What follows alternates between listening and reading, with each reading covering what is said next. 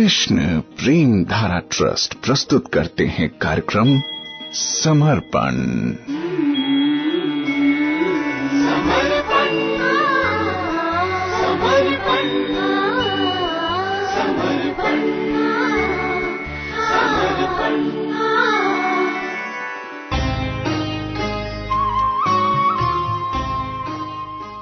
कार्यक्रम समर्पण में आपके साथ हूं मैं प्रेम धारा।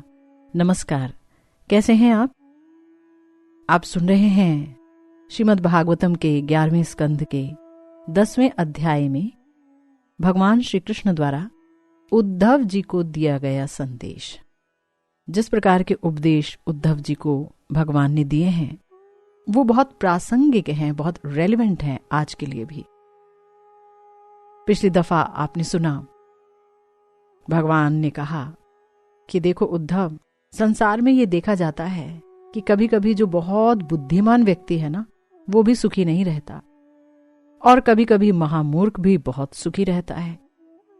इसलिए अगर कोई ये सोचे कि हम ये जितने भी भौतिक कार्य हैं, जितने भी मटेरियलिस्टिक मंडेन काम हैं, उन सबको अगर हम बहुत अच्छी तरह से कर लें, अपने गोल्स, अपने लक्ष्य हम बना लें और उसे पूरा कर लें, तो हम सक्सेसफुल हैं, सफल हैं, तो भाई ये जरूरी नहीं है। क्योंकि कभी कभी महामूर्ख भी सुखी रहता है, जिसके बारे में कभी सोचा भी नहीं था। ऐसी कई कई कहानियां और कई कई बायोग्राफी हम पढ़ते हैं जहां पर व्यक्ति बहुत इंटेलिजेंट नहीं था, कई बार वो फेल हो जाते थे अपनी क्लास में, लेकिन बाद में बहुत बड़े साइंटिस्ट बने। ऐसा भी देखा जाता है। तो कुछ कहा नहीं जा सकता है, इंसान का प्रारब्ध जैसा होता है वैसा वो भोगता है। तो इसलिए अगर कोई ये सोचे कि दौड़ते रहें हम और बहुत पैसा हासिल कर लें और उसी से हम सुखी हो सकते हैं, तो ऐसा नहीं है। आज 19वें श्लोक में भगवान श्री कृष्ण उद्धव जी को एक बहुत ही प्रभावशाली बात कह रहे हैं यदि प्राप्तिम विघातम च जानन्ति सुख दुःखयोः ते अप्यधा न विदुर योगम मृत्युर्ना प्रभवेद्यथा। कह रहे हैं कि यदि लोग ये जान भी लें कि किस तरह सुख प्राप्त किया जाता है और किस तरह दुख से बचा जा सकता है, तो भी वो उस विधि को नहीं जानते जिससे मृत्यु उनके ऊपर अपनी शक्ति का प्रभाव ना डाल सके।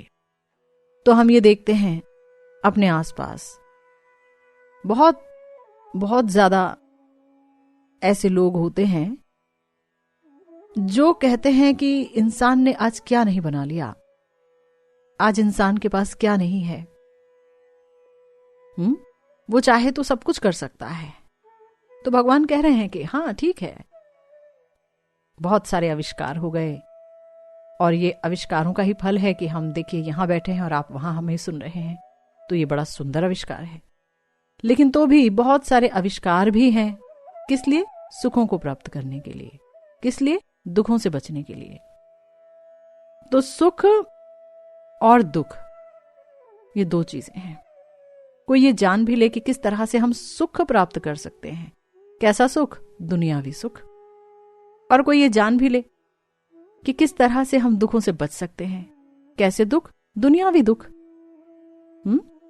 ये त्रिताप जो हमें हमेशा जलाते रहते हैं, उनसे अगर कोई ये सोच ले कि चलो हम इनसे किसी तरह बच जाएंगे, शायद कोई बचने की कोशिश करे, बच भी जाए, हालांकि बहुत मुश्किल है।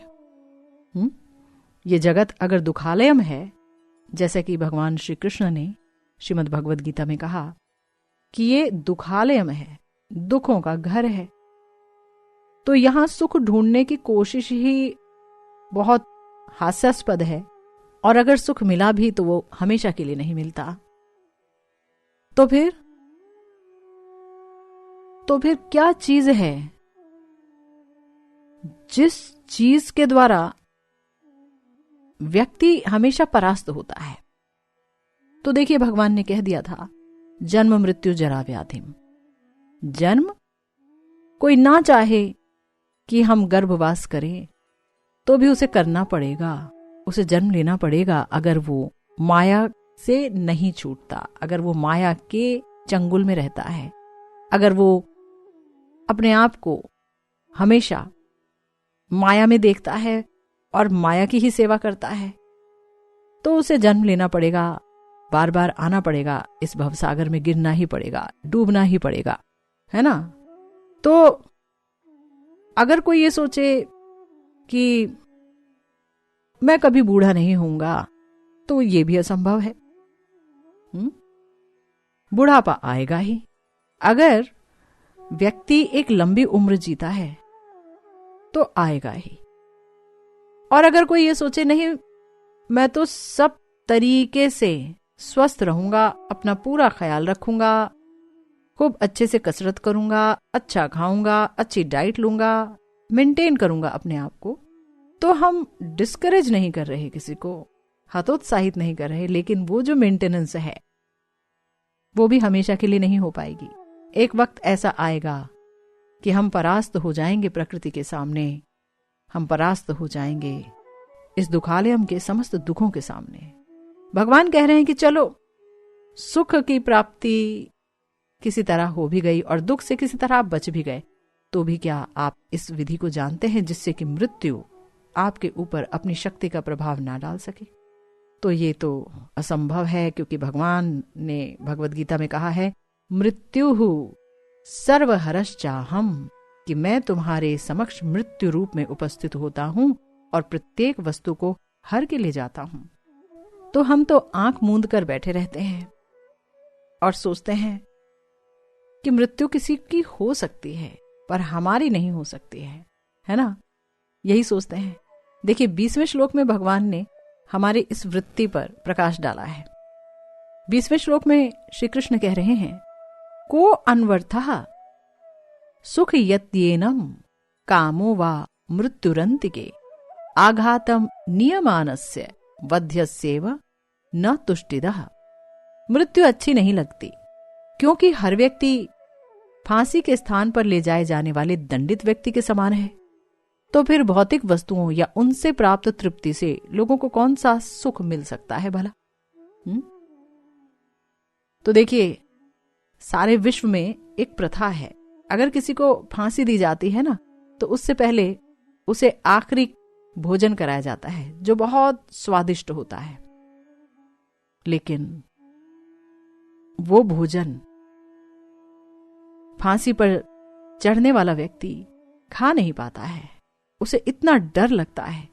भला अगर अब उसके सामने कोई तमाम भोग की वस्तुएं प्रस्तुत कर दे, ऐसे भोग जो स्वर्ग में मिलते हैं, ऐसे भी भोग अगर उसके सामने आ जाए और उसे ये पता हो कि कुछ ही समय में, कुछ ही क्षण में वो मरने वाला है, तो क्या उसे फूल माला पहनाएंगे हम तो अच्छा लगेगा?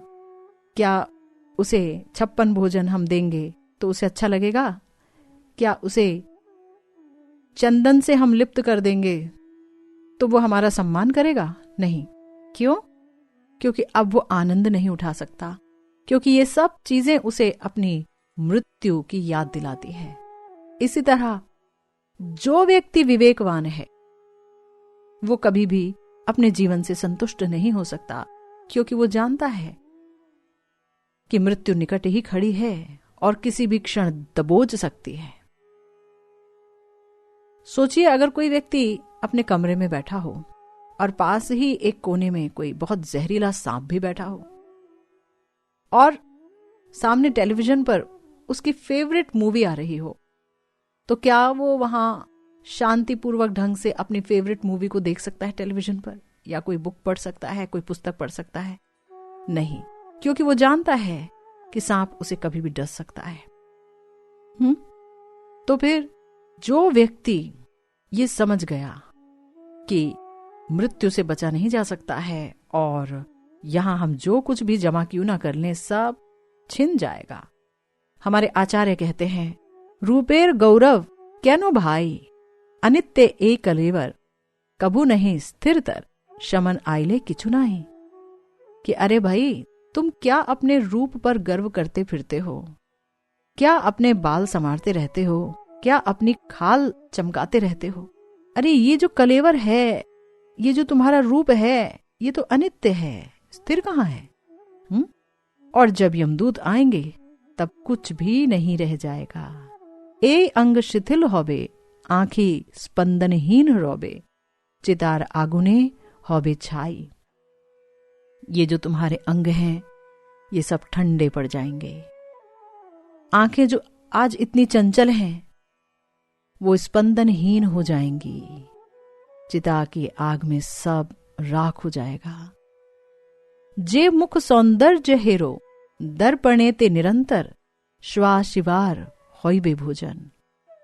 अपने मुख का जो सौंदर्य तुम बार बार दर्पण में देखते हो, खुद को निहारते हो और खुश हो जाते हो, कभी बाएं कभी दाएं, कैसे कैसे मुड़ के देखते हो। लेकिन ये जो तुम्हारा मुख है ये कुत्ते और सियार का भोजन बन सकता है, एक दिन बनेगा ही। जे वस्त्र आदर करो, जेवा आभरण पोरो, कोथा सब रोइबे तखुन।